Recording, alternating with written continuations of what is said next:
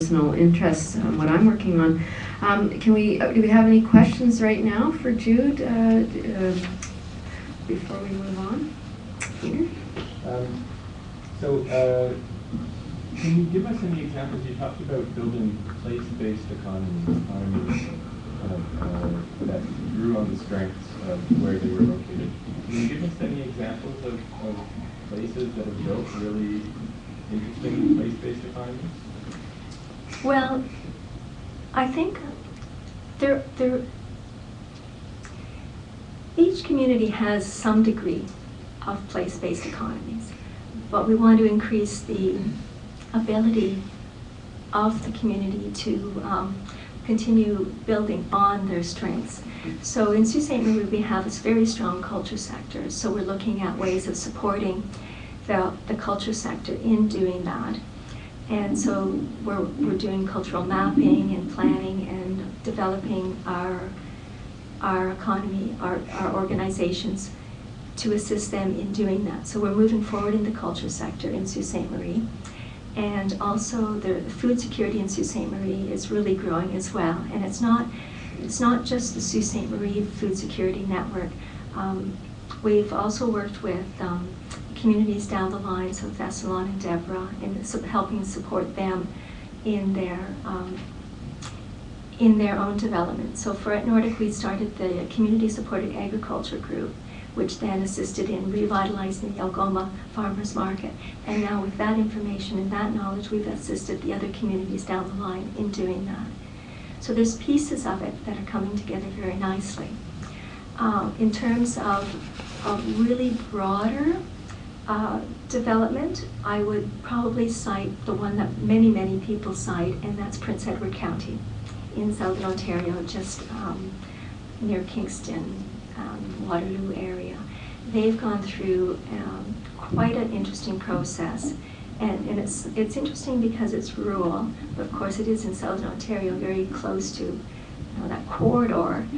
But they've gone through a process where they've looked at their strengths and they've built the local economy around food security and the ability to have local food, the wine industry, the restaurant industry. So they've really come together with a holistic plan on how to develop that. So I think that they're a really good example to look at. But I do see other communities finding their way in developing this. But one of the key things is that you first have to identify what you have in the community to build on. And I think that's what a lot of communities have not yet done. They haven't looked at themselves, reflected on what's important to them in their community and how they can work towards keeping that, but keeping that core essence of it, but building an economy around it.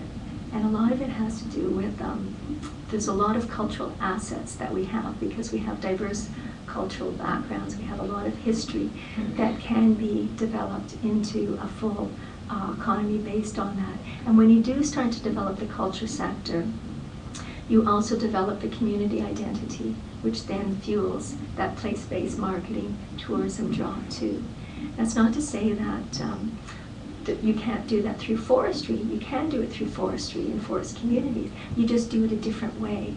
But you've got that history, that cultural history of your forest community. And so that's how you begin to look at, okay, we've got this history. What was working in the community at that time and how can we build on this? For example, in Sault Ste. Marie, we have a history of worker ownerships.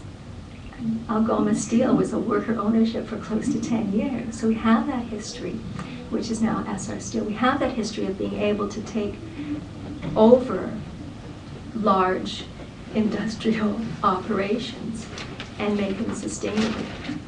And so looking at those sorts of things, if the mill goes down, is there a way that we can develop the mill in a way that we can have ownership over it, or shared ownership, or working on it and developing the resources from there. So.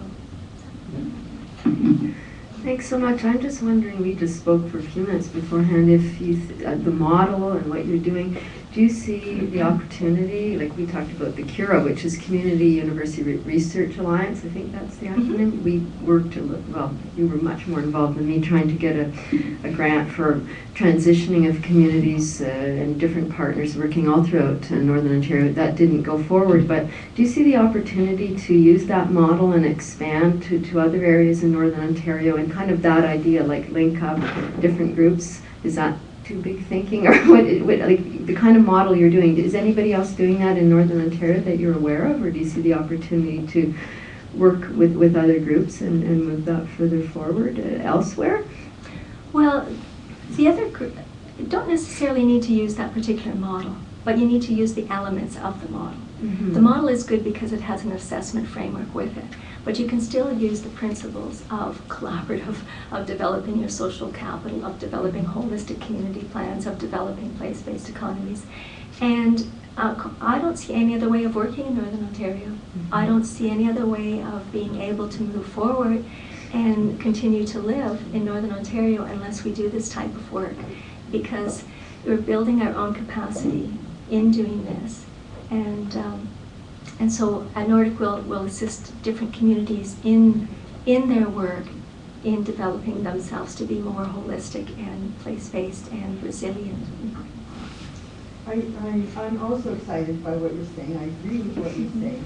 And I look at how few people there are, and I think, what is our recent history? Walmart. Shopping as cheap as you can get it, and all the unsustainable behaviors that we have.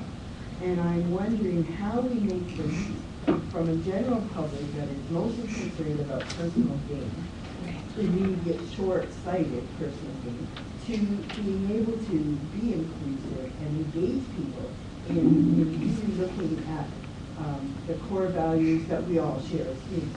Do you have any insight on that? Well, it really is just one person at a time, and it can start with yourself and a small group, and then somehow you begin to work with other people.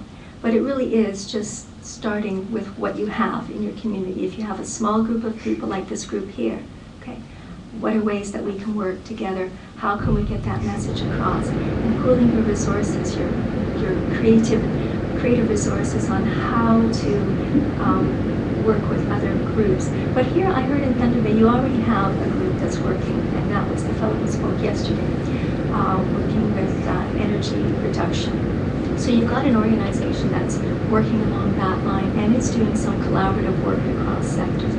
So can you jump on board with that and expand that to being able to be more holistic and broader in its approach, without distilling, without diluting or having its mandate shift too far in other directions.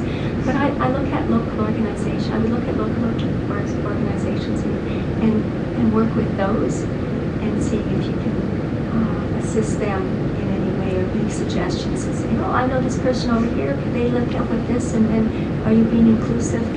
How can we bring in more people, and just try to work from that perspective. Okay, thanks. I'm sorry, I think we better move on just for the sake of time, because we have the